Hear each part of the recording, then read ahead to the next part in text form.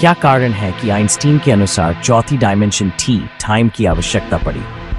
Einstein की सापेक्षता relativity के सिद्धांत के अनुसार समय टाइम और स्थान स्पेस एक दूसरे से अलग नहीं है, बल्कि वे एक संयुक्त संरचना स्पेस टाइम बनाते हैं। चौथी डायमेंशन के रूप में समय टी को शामिल करने की आवश्यकता इसलिए पड़ी क्योंकि नंबर 1, गति और समय का परस्पर संबंध। आइंस्टीन ने यह पाया कि किसी वस्तु की गति समय और स्थान दोनों को प्रभावित करती है।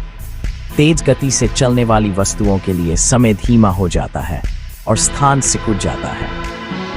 इसलिए केवल 3 स्थानिक स्पेशल डायमेंशन लंबाई, चौड़ाई, ऊंचाई के साथ इन प्रभावों को समझाना संभव नहीं था। समय को भी एक डायमेंशन के रूप में शामिल करना पड़ा।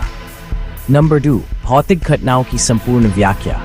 किसी भी घटना इवेंट को पूरी तरह से वर्णित करने के लिए चारों डायमेंशन x, y, z और t की आवश्यकता होती है। उदाहरण के लिए एक तारे का विस्फोट कहाँ, स्थानिक निर्देशांक, कब समय हुआ, ये जानने के लिए चौथी डायमेंशन समय की जरूरत होती है। नंबर 3, गुरुत्वाकर्षण का प्रभाव। सामान्य सापेक्षता के अनुसार गुरुत्वाकर्षण बड़े द्रव्यमान वाली वस्तुओं के कारण स्पेस टाइम को विकृत कर देता है।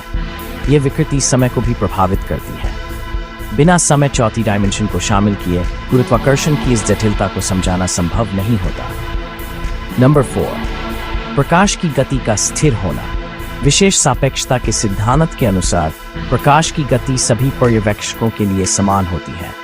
ये केवल तभी संभव है जब समय को गति और स्थान के साथ सापेक्ष रूप में जोड़ा जाए। नंबर 5, भविष्यवाणी और मॉडलिंग। ब्रह्मांड के किसी भी मॉडल जैसे ब्लैक होल को समझाने के लिए चौथी डायमेंशन को शामिल करना आवश्यक है, क्योंकि ये घटनाएं समय के साथ बदलती हैं। इसलिए चौथी डायमेंशन समय को शामिल करना स्पेस टाइम की संपूर्णता को समझने और ब्रह्मांडीय घटनाओं का सही वर्णन करने के लिए आवश्यक था। अगर आपको हमारी ये वीडियो अच्छी लगी हो तो आप हमें लाइक, कमेंट और सब्सक्राइब जरूर करें। धन्यवाद।